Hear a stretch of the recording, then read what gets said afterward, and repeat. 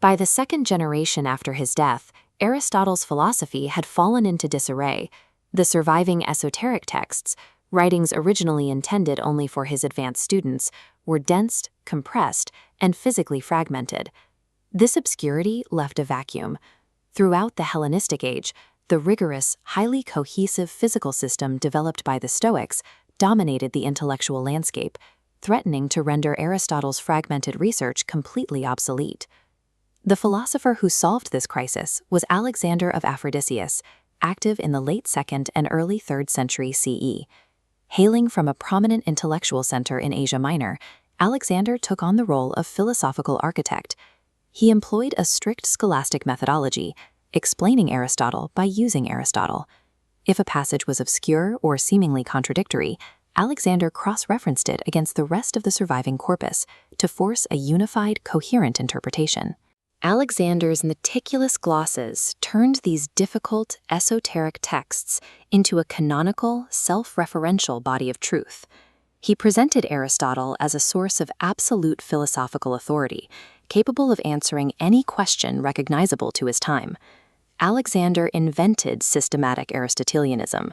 He forged a highly defensive, philosophically astute weapon, capable of neutralizing the Stoics on their own logical terms. But building that system required Alexander to solve a catastrophic contradiction hidden inside Aristotle's treatise on psychology, De Anima, specifically in Book 3, Chapter 5. On one hand, Aristotle defines the soul as the form of a natural body. It is the biological, functional organization of physical elements. The implication of this premise is absolute mortality.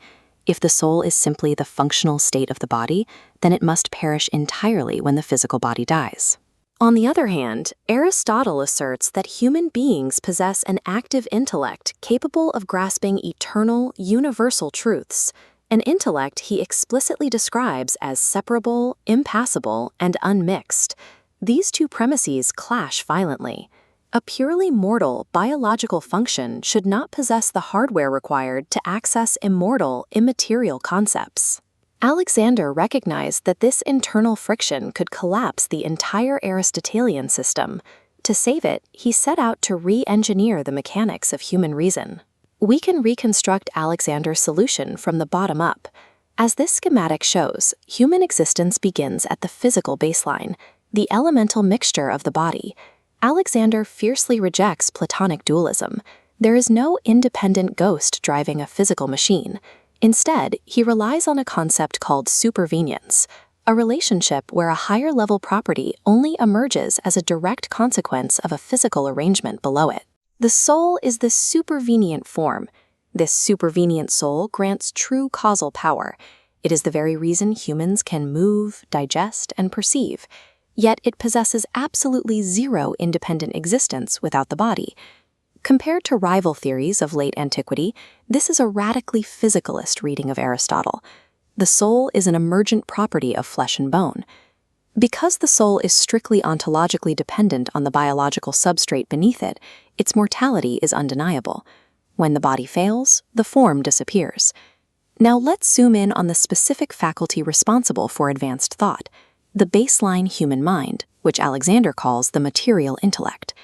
The term material here does not mean the intellect is made of physical matter.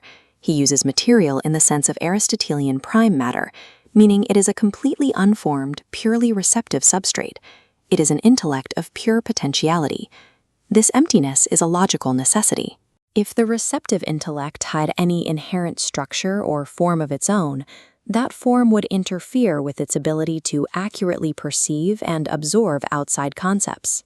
Aristotle famously compares this to an empty writing tablet. Alexander insists the emphasis is entirely on the emptiness.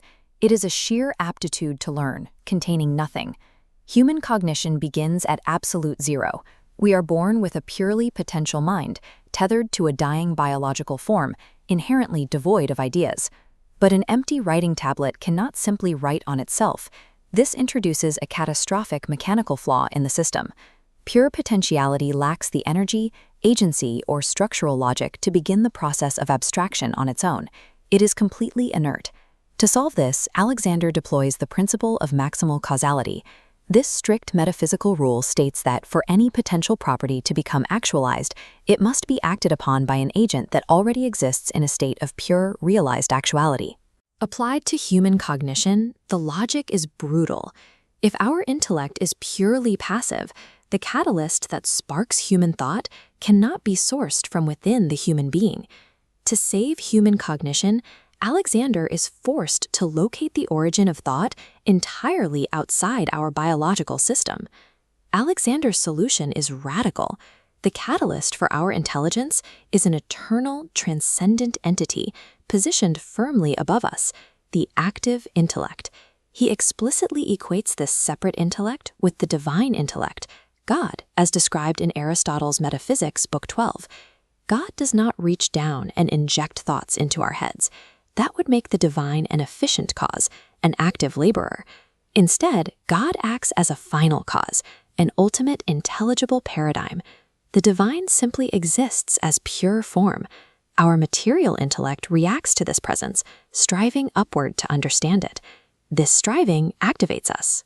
We gain the ability to abstract and mattered forms, the universal concepts locked inside physical objects, and store them.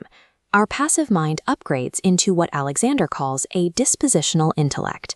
Human thought is the direct result of our mortal biological potentiality being pulled into motion by the gravity of a divine, eternal actuality. Looking at Alexander's completed architecture, we see a vast, unbridgeable gulf between the human and the divine. Philosophically, this model was a massive triumph. It guaranteed the objectivity of human scientific knowledge because our concepts are anchored by a permanent divine standard. But the cost of this logic is devastating. Because the dispositional intellect is built on the biological form, it remains strictly tethered to the flesh. When the body dies, the elemental mixture collapses. Dependent on that substrate, the mind is annihilated instantly. Only the divine intellect remains. Alexander followed the logic to its absolute conclusion. Personal immortality is a biological impossibility. When the brain fails, identity vanishes.